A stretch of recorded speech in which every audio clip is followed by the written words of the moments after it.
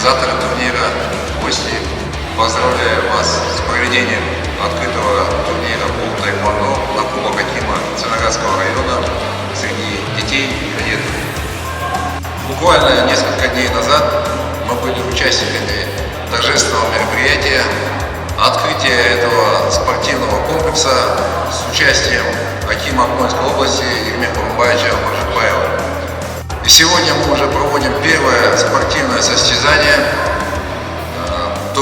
открытый турнир на Кубок Акима Целиноградского района.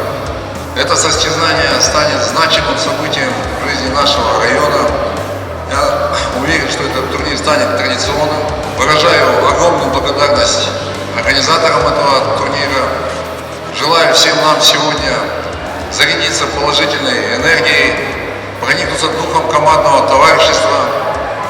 Участникам соревнований желаю честной спортивной борьбы, достойных соперников, везения. Открытый турнир по тайквондо на Кубок Акима Целиноградского района объявляю открытым.